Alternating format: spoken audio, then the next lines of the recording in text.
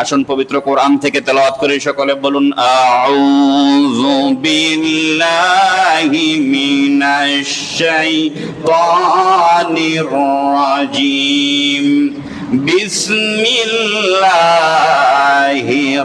রাহমানির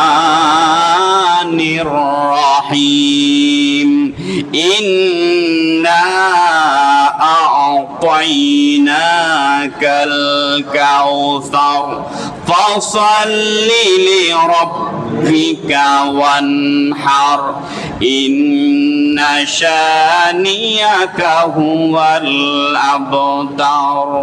আমার ভাইরা, আমার বন্ধুরা, গভীর মনোযোগ দিয়ে বাজানরা আমার কথাগুলো শুনেন। আমার আল্লাহ কোরআনুল কারীমের সবচেয়ে ছোট সূরা যেই সূরাটির মধ্যে আয়াত মাত্র হচ্ছে 3টি, সাইজে শব্দের দিক দিয়ে যেই সূরাটি হচ্ছে সবচেয়ে ছোট, কোরআনুল কারীমের এক লাইনের মধ্যে যেই সূরাটি লেখা যায় সেই সূরার নাম হচ্ছে সূরাতুল কাউসার। সূরা কাউসারের মধ্যে শুরুতে আমার আল্লাহ সুবহানাহু ওয়া তাআলা দ্ব্যর্থহীন ভাষায় ঘোষণা করেন ইন্না আ'তাইনাকাল কাউসার। আমার ভাইরা, কেন এই সূরা নাজিল হলো? আল্লাহর নবীজির সন্তান হযরতে কাসেম রাদিয়াল্লাহু তাআলা আনহু তিনি যখন ইন্তেকাল করলেন, আল্লাহ তাআলার ইচ্ছা হলো নবীজির যেই বংশ রয়েছে সেই বংশ একটু ব্যতিক্রম হবে। সাধারণভাবে আমার বংশ আমার ছেলের মাধ্যমে হবে, আমার ছেলের মাধ্যমে তার ছেলের মাধ্যমে আমার বংশ যেটা রয়েছে সেটা বংশ পরম্পরা হবে। এটা হচ্ছে দুনিয়ার নিয়ম, কথা বলেন ঠিক কিনা? কিন্তু আমার নবী তো আমাদের মতো না, আমার নবী তো সাধারণ কোনো মানুষের মতো না। নবীদের সবগুলা বিষয় হচ্ছে এক্সেপশনাল, একটু ব্যতিক্রম। আমার আল্লাহ বলেন ইয়া রাসূলুল্লাহ, ইয়া হাবিবাল্লাহ, ইন্না আ'তাইনাকাল কাউসার। ইয়া রাসূলুল্লাহ, আমি আপনার সন্তান হযরতে আবুল কাসেমকে তুলে নিয়েছি। আমার ভাইরা, নবীজি ব্যক্তিগতভাবে মনক্ষুণ্ণ হন নাই, কিন্তু সাধারণ যে মানুষের যে তবিয়ত রয়েছে, সাধারণ মানুষের যে মানসিক অবস্থান রয়েছে, সেই কারণে নবীজি একটু কন্দন করেছিলেন। অন্য দিক দিয়ে কাফেররা একজনে আরেকজনের কাছে এই কথা প্রচার করে দিল, মুহাম্মদ নাউজুবিল্লাহ তিনি হচ্ছেন আবতার, অর্থাৎ লেস কাটা, অর্থাৎ নবী মুহাম্মদের কোনো বংশ থাকবে না। জোরে বলুন নাউজুবিল্লাহ। আমার ভাইরা, যখন এই কথা মক্কার অলিতে গলিতে বাতাসের মধ্যে যখন এই কথা ভাষা শুরু করলো, এই কথা যখন মানুষের কানে কানে চলে গেল, আমার আল্লাহ জিবরাইলকে পাঠাই দিলেন, হে জিবরাইল, যাও যাও যাও আমার দয়াল নবীজির কাছে গিয়ে তুমি ওহী নিয়ে যাও। আমার আল্লাহ ঘোষণা করে দিলেন, আমার আল্লাহ আয়াত নাজিল করে দিলেন, ইন্না আ'তাইনাকাল কাউসার। ইয়া রাসূলুল্লাহ, ইয়া হাবিবাল্লাহ, আপনি মনে ক্ষুণ্ণ হবেন না, আপনার ছেলে কাসেমকে আমি তুলে নিয়েছি, আপনার যত সন্তান রয়েছে সমস্ত সন্তানকে আমি তুলে নিয়েছি, শুধুমাত্র সাইয়্যিদাতুন নিসা সাইয়্যিদা ফাতেমা আলাইহিমুস সালামকে শুধু আমি এই জমিনের মধ্যে রাখবো, বাকি যত সন্তান আছে আমি আল্লাহ সব সন্তান তুলে নেব। এটা আমার আল্লাহ পাকের হিকমত। আল্লাহ পাকের হিকমত কি আমাদের বুঝার সেই শক্তি আছে? কথা বলেন, আছে? আমার ভাইরা, আমার আল্লাহ কোরআনের মধ্যে আয়াত ঘোষণা করলেন, ইন্না আ'তাইনাকাল কাউসার। ইয়া রাসূলুল্লাহ, ইয়া হাবিবাল্লাহ, আমি আপনাকে কাউসার দান করেছি। মুফাসসিরিনে কেরাম এই কাউসারের ব্যাখ্যা করতে গিয়ে নানা কথা বলেছেন। কেউ বলেছেন যে এই সমস্ত কথাগুলাই হচ্ছে সত্য। অধিকাংশ মুফাসসিরিনে কেরাম, জমহুর মুফাসসিরিনে কেরাম এই কথা বলেছেন, ইয়া রাসূলুল্লাহ, ইয়া হাবিবাল্লাহ, আল্লাহ পাক আপনাকে হাউজে কাউসার দান করেছেন। হাউজে কাউসার হচ্ছে এমন এক পানি যেই পানি পৃথিবীতে যদি কোনো একজন মানুষ পান করে, কিয়ামত পর্যন্ত যদি সে বেঁচে থাকে, তার আর কোনো পানি পান করতে হবে না। আমার ভাইরা, হাউজে কাউসার, হাসরের ময়দানের মধ্যে যারা ঈমানদার রয়েছেন, যারা জান্নাতি হবে, যারা আশিকে রাসূল হবে, যারা আমার নবীর দলের দলভুক্ত হবে, হাসরের ময়দানে আমার ভাইরা নবী সকলকে কাউসার পান করাবেন। সেজন্য আমার আল্লাহ বলেন, ইন্না আ'তাইনাকাল কাউসার।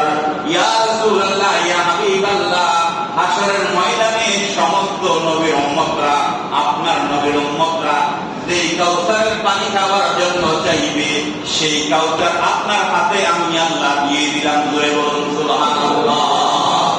2 নাম্বার তাফসীর হলো কাউসার মানা আকসার উম্মাহ, অর্থাৎ ইয়া রাসূলুল্লাহ, ইয়া হাবিবাল্লাহ, দুনিয়ার মধ্যে আদম থেকে ঈসা পর্যন্ত যত নবী এসেছে, আদম নবীর কয়জন উম্মত ছিল সেটা হিসাব করা। অর্থাৎ ইয়া রাসূলুল্লাহ, ইয়া হাবিবাল্লাহ, নবী হিসাবে আমি আপনাকে এত বেশি উম্মত দেব, অন্য কোন নবীকে আমি এত বেশি উম্মত দেব না। জোরে বলুন সুবহানাল্লাহ।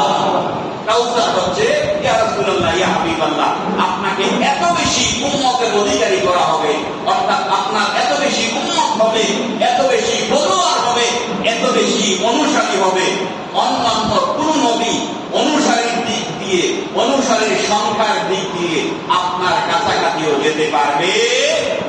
বর্তমানে পৃথিবীতে প্রায় আপনার 600 কোটির উপরে মানুষ রয়েছে। তার মধ্যে যারা মুসলমান রয়েছে তাদের পরিমাণ কত? তাদের আমাদের এই বাংলাদেশের মধ্যে আপনার বর্তমানে প্রায় 14 কোটি প্লাস মুসলমান রয়েছে। অনুরূপভাবে ইন্ডিয়ার মধ্যে 20 কোটি রয়েছে, পাকিস্তানের মধ্যে রয়েছে, ইন্দোনেশিয়ার মধ্যে রয়েছে, মালয়েশিয়া সহ। অর্থাৎ এই পৃথিবীতে অন্যান্য নবীর উম্মতের তুলনায় মুসলমান বেশি না কম? কথা বলেন, বেশি না কম? এই জন্য আমার আল্লাহ বলেছেন ইন্না আ'তাইনাকাল কাউসার। আমার ভাইরা 3 নাম্বার ব্যাখ্যার মধ্যে মুফাসসিরিনে কেরাম বলেন যে কাউসারের অর্থ হচ্ছে যখন আল্লাহর নবীজির কাছে এই কাউসার, এই সূরা যখন নাযিল করা হয়, আমার ভাইরা সেই সময় আল্লাহর নবীজির, এর পরবর্তী সময়ে আল্লাহর নবীজির ঘরের মধ্যে জন্মগ্রহণ করেন সাইয়্যিদাতুন নিসা, সাইয়্যিদা ফাতিমা। জোরে বলুন সুবহানাল্লাহ। ইয়া রাসূলুল্লাহ, ইয়া হাবিবাল্লাহ, আমি আপনাকে কাউসার দান করেছি, আমি আপনাকে একজন কন্যা সন্তান দান করলাম। মুফাসসিরিনে কেরাম বলেন যে কাউসারের একটা অর্থ হলো যে এই আয়াত নাযিলের পরে পরবর্তী সময়ে সাইয়্যিদাতুন নিসা, উম্মুল মুমিনিন, এই পৃথিবীর সমস্ত মানুষের হৃদয়ের স্পন্দন, যারা হৃদয় থেকে আহলে বাইতকে পছন্দ করেন, ভালোবাসেন, তাদের অবিচ্ছেদ্য অংশ সাইয়্যিদাতুন নিসা, সাইয়্যিদা মা ফাতিমাতুজ জাহরা আলাইহিস সালাম রাদিয়াল্লাহু তাআলা আনহা জন্মগ্রহণ করেছিলেন। বলে বলুন সুবহানাল্লাহ। আমার ভাইরা, দ্বিতীয় আয়াতের মধ্যে আমার আল্লাহ বলেন ফাসাল্লি লিরাব্বিকা ওয়ানহার। ইয়া রাসূলুল্লাহ, ইয়া হাবিবাল্লাহ, আমি আল্লাহকে খুশি করার জন্য, একমাত্র আমি আল্লাহর জন্য ফাসাল্লি, আপনি নামাজ পড়ুন, ওয়ানহার, এবং আপনি কুরবানি করুন। আমার ভাইরা, গত 2 জুমার মধ্যে আলোচনা করেছি এই হজ নিয়ে। এই হজ একমাত্র উদ্দেশ্য থাকতে হবে কার জন্য? আরেকটু মহাব্বতে বলেন না, কার জন্য? একমাত্র আল্লাহর জন্য উদ্দেশ্য থাকতে হবে। রোজা একমাত্র আল্লাহর জন্য উদ্দেশ্য থাকতে হবে। হজ একমাত্র আমার আল্লাহর জন্য উদ্দেশ্য থাকতে হবে। সমস্ত ইবাদতের মূলে কাকে খুশি করব আমরা? আরেকটু মহাব্বতে বলেন না, কাকে? সেজন্য আমার আল্লাহ বলেন ফাসাল্লি লিরাব্বিকা ওয়ানহার। খুব খেয়াল করেন, আমার আল্লাহ লামে তাকিদ এনেছেন। আমার আল্লাহ কোনো কথা বলার জন্য তাকিদ দেওয়ার কোনো প্রয়োজন নাই। নিশ্চয়ই অবশ্যই এমন শব্দ ব্যবহার করার কোনো প্রয়োজন, কেননা হচ্ছে ইন্নাকা লা তুখলিফুল মিয়াদ। আল্লাহ যেটা ওয়াদা করেন সেটা তিনি করবেনই, সেটা তিনি দিবেনই।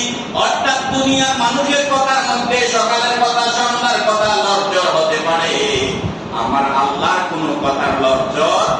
কথা বলেন না, লজ্জর?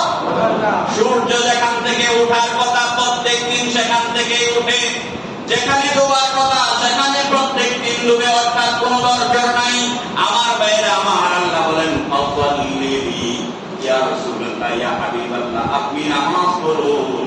এই আয়াতের মাধ্যমে শুধু নবীজি মুখাতাব না, এই আয়াতের মাধ্যমে শুধু নবীজি উদ্দেশ্য না, কিয়ামত পর্যন্ত যত নবীজির উম্মত আসবে, আমার আল্লাহ এই আয়াতের মাধ্যমে সমস্ত নবীজির উম্মতকে আল্লাহ বুঝাচ্ছেন ফাসাল্লি লিরাব্বিকা ওয়ানহার। একমাত্র আমি আল্লাহকে খুশি করার জন্য, একমাত্র আমি আল্লাহকে রাজি করার জন্য ফাসাল্লি লিরাব্বিকা ওয়ানহার। প্রথমে নামাজ পড়ো, তারপরে তোমরা কুরবানি করো। জোরে বলুন সুবহানাল্লাহ। এই আয়াত থেকে মুফাসসিরিনে কেরাম ফুকাহায়ে কেরাম সমন্বয় করে কুরবানি মুসলমানদের জন্য ওয়াজিব করেছেন। কুরবানি কি? কথা বলেন না, কুরবানি কি? আমার ডাইনে আপনার ডাইনে বামে কেউ কেউ এ কথা বলতে পারে যে কুরবানি সুন্নাত, কুরবানি না করলে কোনো গুনাহ হবে না। আমার ভাইয়েরা, এই সমস্ত কথা কোনো শোনার দরকার নাই। যারা এই বিষয়ে বিস্তারিত আরো কথা শুনতে চান ব্যক্তিগতভাবে আমার সাথে যোগাযোগ করবেন। ইসলামী যে শরীয়ত রয়েছে সেই শরীয়তের মধ্যে স্তর বা স্ট্যাটাস অনুযায়ী কুরবানি হচ্ছে ওয়াজিব। কুরবানি কি? আল্লাহ সুবহানাহু ওয়া তাআলা আমাদের যাদের উপরে কুরবানি ওয়াজিব হয়েছে, কাদের উপরে কুরবানি ওয়াজিব? যারা পরিবার পরিজন সহ আপনার এই পরিবারের যে দৈনিক যে খরচ রয়েছে সেই খরচগুলা যারা ব্যয় করতে সক্ষম, পাশাপাশি কুরবানির যে ঈদ রয়েছে অর্থাৎ 10 জিলহজ, 11 জিলহজ, 12 জিলহজ, এই 3 দিন যিনার কাছে নেতা পরিমাণ সম্পদ থাকবে, অর্থাৎ যার কাছে তার প্রয়োজনীয় যে খরচ রয়েছে ঘরের সেই খরচগুলা বাদে যদি 55 থেকে 60,000 টাকা বা 50 থেকে 60,000 টাকা যার কাছে থাকবে তার উপরে কুরবানি ওয়াজিব। তার উপরে কি? কথা বলেন না, তার উপরে কি কুরবানি? সেজন্য আপনি হিসাব করে নেবেন। যদি কারো কোনো কনফিউশন থাকে যে হুজুর আমার হিসাবটা আমি বুঝতে পারছি না, আপনারা ব্যক্তিগতভাবে আমার সাথে যোগাযোগ করবেন। কিন্তু যেন কোনো হেলায় অবহেলায় আমাদের এই ফরজ ইবাদত ছুটে না যায়, আমাদের খেয়াল করতে দরকার আছে কি নাই? আমরা কঠিনভাবে খেয়াল করব। কারণ কুরবানির দিন বিশেষ করে 10 জিলহজ, 11 জিলহজ, 12 জিলহজ, এই 2 দিন, এই 3 দিন কুরবানি করা যায়। আমার দয়াল নবীজি ইরশাদ করেন হাদিসে মুবারাকার মধ্যে, বুখারী মুসলিম সহ সিহাহাতের কিতাবগুলোর মধ্যে আছে, নূরুন নবী হায়াতুন নবী ইরশাদ করেন কুরবানির এই 3 দিন 10 জিলহজ, 11 জিলহজ, 12 জিলহজ যত ইবাদত আছে, ফরজ নামাজের পরে যতই ইবাদত করি না কেন, আমার আল্লাহর কাছে সবচেয়ে দামি ইবাদত হলো আমার আল্লাহর রাস্তায় কুরবানি করা। ধরে বলুন সুবহানাল্লাহ। কেউ কেউ বলতে পারে হুজুর আমার তো অনেক টাকা রয়েছে, আমি একটা কাজ করি, আমি একটা ছোট্ট করে কুরবানি দেই, বাকি টাকাগুলো মানুষদেরকে দান করে দিই। এরকম মানুষের মনের মধ্যে প্রবণতা আছে কি নাই? আমার ভাইরা, এটা উচিত হবে না। কুরবানির দিন দান সদকা থেকে আরো বড় উত্তম হলো আল্লাহর রাস্তায় আপনি পশু জবাই করা। সুবহানাল্লাহ বলেন। মুরগ জবাই করা না। আবার খেয়াল করবেন, কুরবানি দেওয়ার জন্য সর্বনিম্ন হচ্ছে একটা খাসি, বকরি, এটা এক নামে হবে একজনের জন্য, আর একটা গরু সেটা 7 নাম পর্যন্ত হতে পারবে। আল্লাহর রাস্তায় এই কুরবানির দিনগুলোতে যেন আমরা নিয়ত করি। নিয়ত করলে বরকত দিবেন কে? কথা বলেন, বরকত দিবেন কে? আমি গত জুমায় আপনাদেরকে জানিয়েছিলাম, এর আগের জুমায়, হজ করার জন্য, উমরা করার জন্য টাকা নাই, কিন্তু হজ করেছে, উমরা করেছে, এমন প্রমাণ আছে কি নাই? অতএব আপনি যদি নিয়ত করতে পারেন এবং নিয়তটা যদি আপনার সহি হয়, সঠিক হয়, নিয়ত করলাম, পরবর্তীতে কি নিয়ত করলাম সেই নিয়ত অনুযায়ী আমি চললাম না, তাহলে কিন্তু এটা হবে না। নিয়ত করে আমি নিয়ত অনুযায়ী চলতে হবে। বরকত দিবেন কে? মহব্বত করে বলেন, বরকত দিবেন কে? আল্লাহ সুবহানাহু ওয়া তাআলা বরকত দিবেন। আমার ভাইরা, এই দুনিয়ার মধ্যে আমার আল্লাহ সুবহানাহু ওয়া তাআলা শেষের আয়াতের মধ্যে বলছেন, দ্বিতীয় আয়াতের মধ্যে সূরা কাউসারের বলছেন, ফাসাল্লি লিরাব্বিকা ওয়ানহার। ইয়া রাসূলুল্লাহ, ইয়া হাবিবাল্লাহ, আমি আল্লাহকে খুশি করার জন্য আপনার উম্মতরা যেন কুরবানি করে এবং নামাজ পড়ে। 3 নাম্বার আয়াতের মধ্যে বলেন, ইন্না শানিয়াকা হুয়াল আবতার।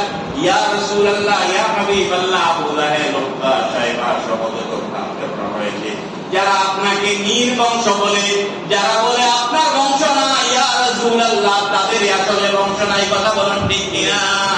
আমার ভাইরা, আপনারা বলেন আবু জাহেলের কবর কোন জায়গায় আছে নাকি? আছে কোন জায়গায়?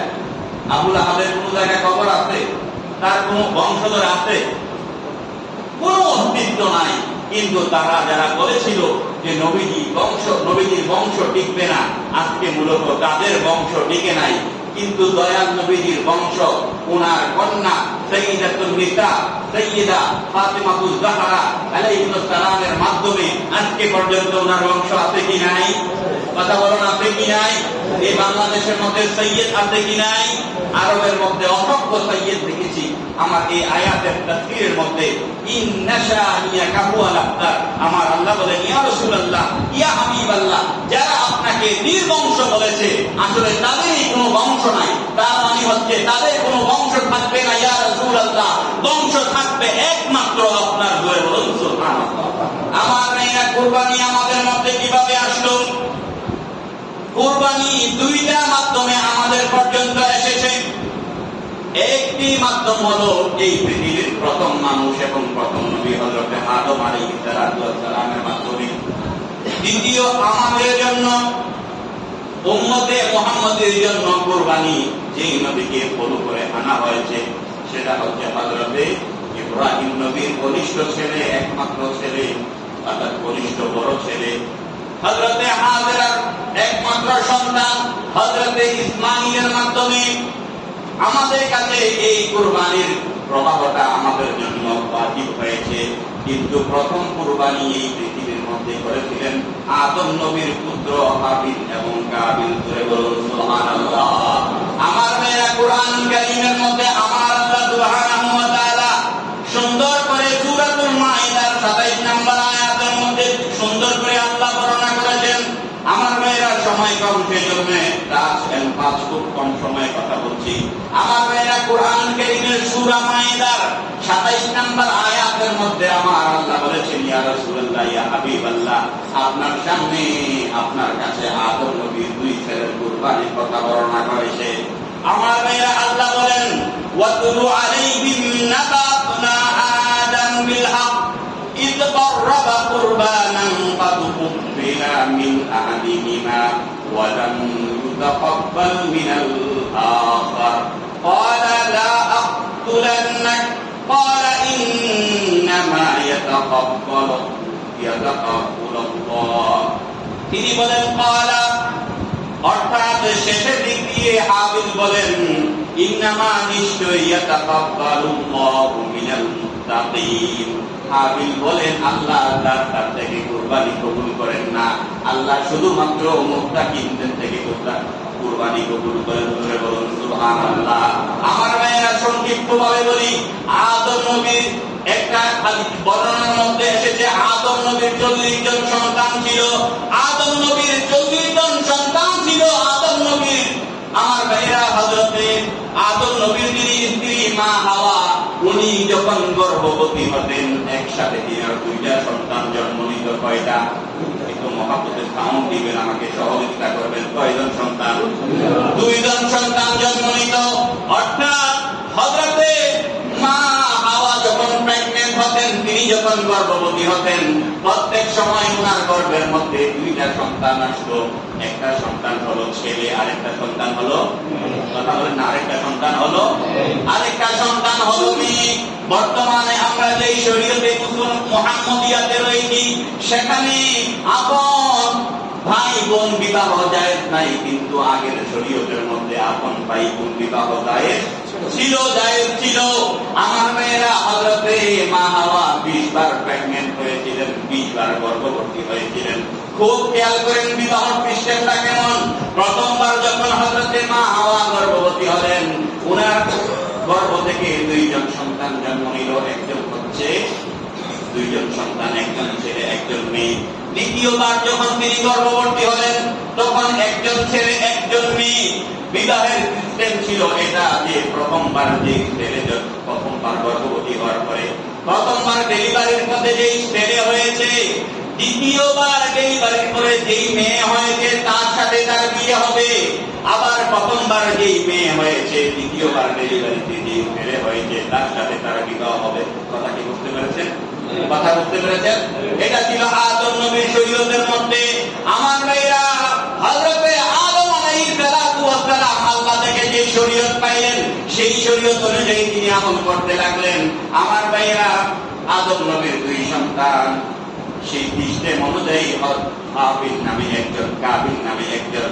হাবিলের ভাগ্যের মধ্যে আকলিমা নামে একজন বোন করেছে, মেয়ে করেছে, সহোদর বোন। কিন্তু আপনার কাবিল যে রয়েছে, সে বলল যে না, আকলিমাকে আমি বিয়ে করব। কিন্তু কাবিল যখন জন্মগ্রহণ করেছে, সাথে সাথেই একসাথে কিন্তু অর্থাৎ একসাথে তারা মায়ের পেট থেকে বের হয়েছে। আপনারা বলুন, আদমের শরীয়তের মধ্যে আপন এক সময়ে যে দুইজন বের হয়েছে তাদের মধ্যে বিবাহ জায়েজ? কথা বলেন, বিবাহ জায়েজ? আদম নবী বললেন, আমার আল্লাহর শরীয়ত, তুমি আকলিমাকে বিয়ে করতে যাও, তুমি কেন তোমার সাথে যেই বোন জন্মগ্রহণ করেছে তাকে বিয়ে করতে যাও? এটা তো আমার আল্লাহর শরীয়ত না। কিন্তু তোমার সাথে যেই বোন জন্মগ্রহণ করেছে সেটা তো হাবিলের ভাগ্যে পড়ে। কিন্তু কাবিলের সাথে যেই বোন জন্মগ্রহণ করেছে তিনি সুন্দরী ছিলেন। কাবিল বললেন, না না, আমি এই বোনকে বিবাহ করবো। আদম বললেন, তাহলে তো তুমি তো খুব বিতর্ক করছো, তুমি তো খুব বেশি দুষ্টামি করছো। আমার ভাইরা, সাথে সাথে আল্লাহ পাকের পক্ষ থেকে আদম নবীর প্রতি ইশারা আসলো, আদম নবী, আপনি আপনার দুই ছেলের কুরবানির ব্যবস্থা করুন, দুই ছেলেকে কুরবানি দেওয়ার জন্য প্রস্তুতি নিতে বলুন। আমার ভাইরা, বর্তমানে এই কুরবানি দেওয়ার পরে বুঝতো আমরা খাই কি খাই না? কথা কয় না, খাই কি খাই না? খাসি জবাই করে দেওয়ার পরে সেই খাসি আমরা খাই কি খাই না? গরু জবাই করার পরে আমরা সেই গরু জবাই খাই কি খাই না? কিন্তু আদম নবীর ওনাদের সময় যে কুরবানি ছিল সেটা অনেক কঠিন কুরবানি। যদি এই কুরবানি বর্তমান সময় থাকতো, কিন্তু কিছু মানুষ মনে হয় কুরবানি দিতে চাইতো না। কিভাবে হুজুর কুরবানি? আদম নবী বললেন, হাবিল, তোমার যেই নেক সম্পত্তি রয়েছে, তোমার যেই সম্পত্তি রয়েছে, তুমি তোমার সম্পত্তির গুরুত্বপূর্ণ কিছু অংশ নিয়ে তুমি মাঠের মধ্যে চলে যাও। হাবিল তার গুরুত্বপূর্ণ দামি দামি সম্পত্তি নিয়ে মাঠের মধ্যে চলে গেল। কাবিলকে বলতো, কাবিল, তোমার সম্পত্তি নিয়ে তুমি মাঠের মধ্যে চলে যাও।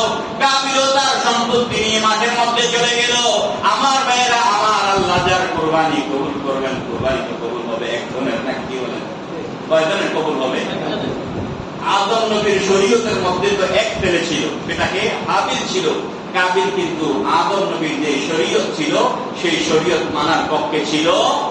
আমার ভাইয়েরা, আল্লাহ পাকের পক্ষ থেকে আসমান থেকে আগুনের কুণ্ডি আসলো, আসমান থেকে আগুন আসলো, এসে হাবিলের সমস্ত যেই যে জিনিসগুলা রাখা হয়েছে, তার যে সম্পত্তিগুলা রাখা হয়েছে, সেগুলোকে আমার আল্লাহ গায়েবীভাবে আগুন দিয়ে করে ফেললেন। করে বলুন সুবহানাল্লাহ।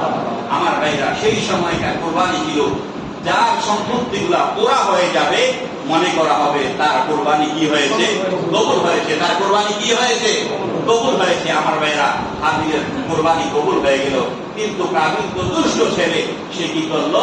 সে বলল, না, আমি তোমাকে হত্যা করবো। আমার ভাইরা, একদিন দিন যায়, রাত আসে, এরকম করে আল্লাহর নবী আদমের ছেলে হাবিল তার আপন ভাই কাবিলকে শহীদ করে ফেললো, শাহাদাত করে ফেললো। ইন্না লিল্লাহি ওয়া ইন্না ইলাইহি রাজিউন। আমাদের কাছে এই মেসেজ ইসলামের এই পর্যন্ত এসেছে।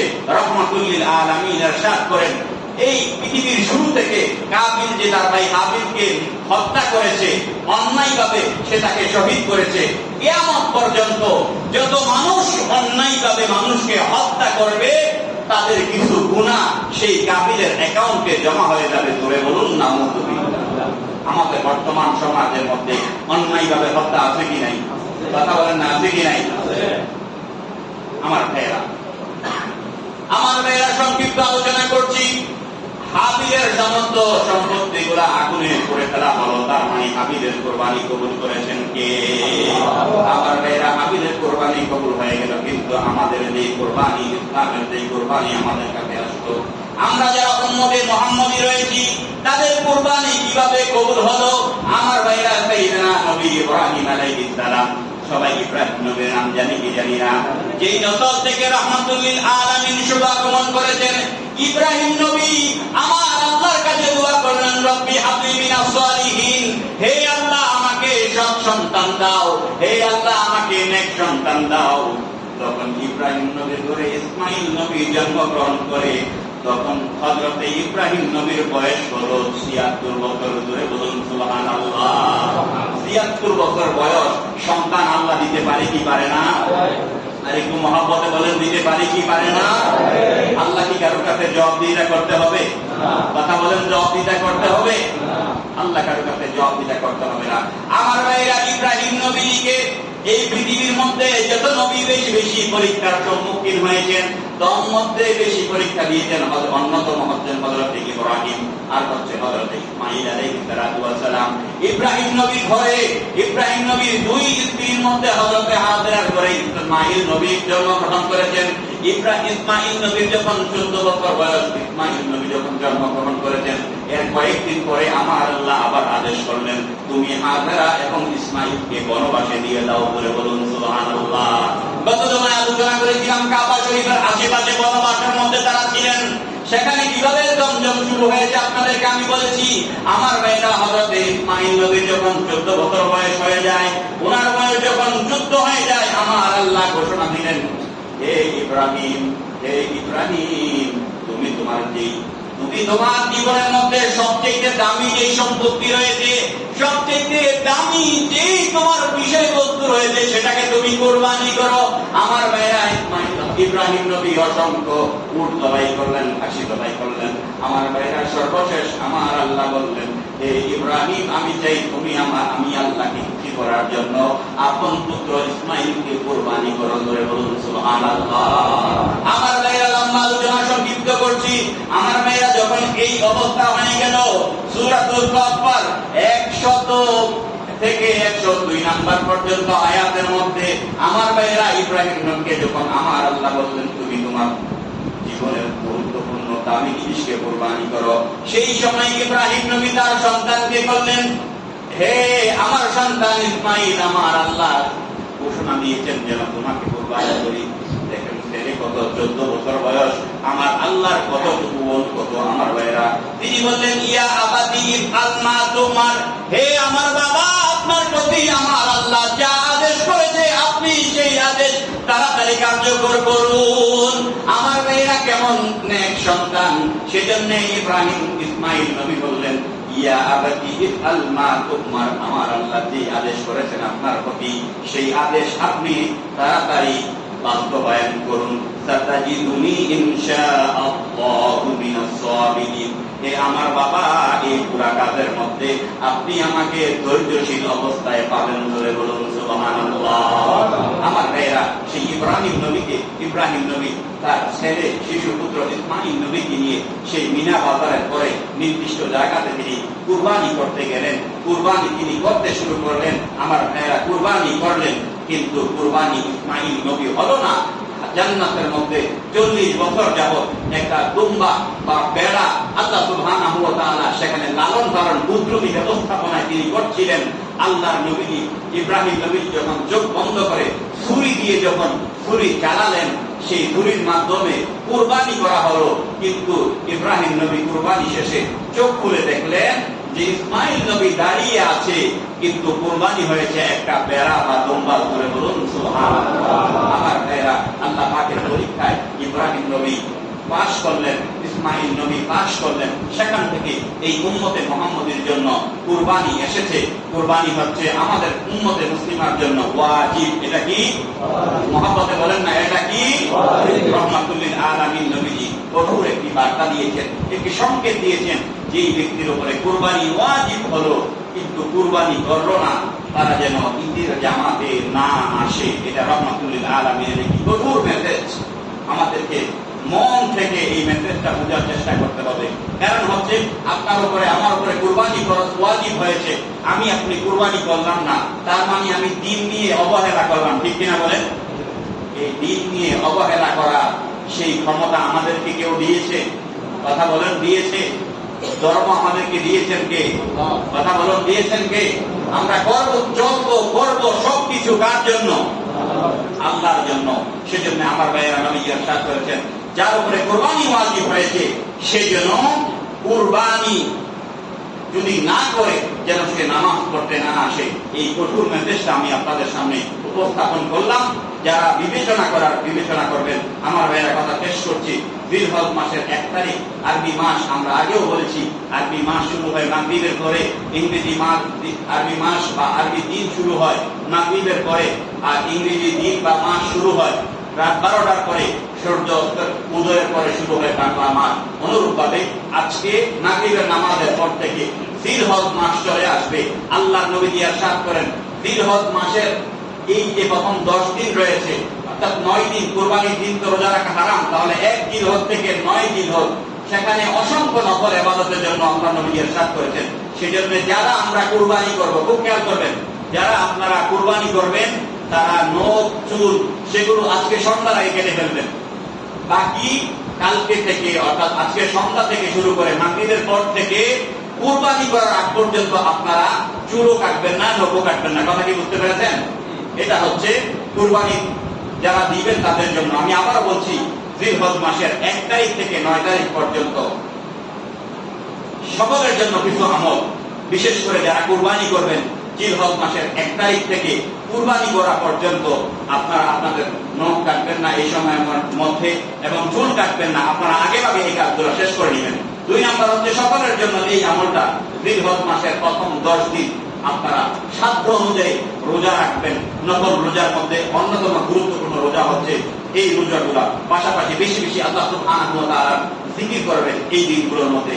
যথাসম্ভব বেশি বেশি সাদকা করার চেষ্টা করবেন, মানুষকে দান সদকা করার চেষ্টা করবেন, ভালো কাজের মধ্যে সহযোগিতা করার চেষ্টা করবেন। অবিরত আল্লাহ পাকের কাছে যে কোনো ইচ্ছা আপনি নামাজের আগে পরে যে কোনো সময় আল্লাহ পাকের প্রতি আপনি বেশি করে আন্তরিকভাবে দোয়া করবেন। পাশাপাশি এই জিলহজ মাসের এই 10 তারিখের মধ্যে বেশি বেশি করে ইস্তেগফার করবেন। পাশাপাশি সাধ্য অনুযায়ী যাদের উপরে হজ বা উমরা ফরজ হয়েছে তারা হজ করবে এই দিনগুলোতে। আল্লাহ সুবহানাহু ওয়া তাআলা আমাদের এই ইবাদতগুলোকে কবুল করুন, সকলে বলুন আমিন।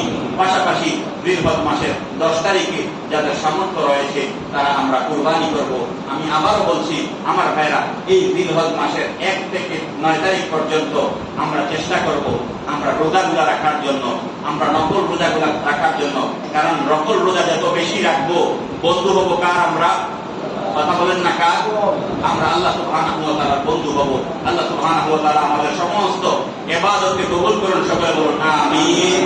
আজকে এই পর্যন্ত। ইনশাআল্লাহ আগামী জুমায় ইনশাআল্লাহ কুরবানি নিয়ে আলোচনা হবে, কারণ আমাদের সামনে আগামী জুমা রয়েছে। আগামী জুমা শুক্রবার, পরবর্তী ইনশাআল্লাহ সোমবারে কুরবানি। আল্লাহ সুবহানাহু ওয়া তাআলা গুরুত্বপূর্ণ সময় হিসাবে আমলি জিন্দেগি এই সময়গুলোতে করার তৌফিক দান করুন, সকলে বলুন আমিন। আসসালামু আলাইকুম ওয়া রাহমাতুল্লাহ।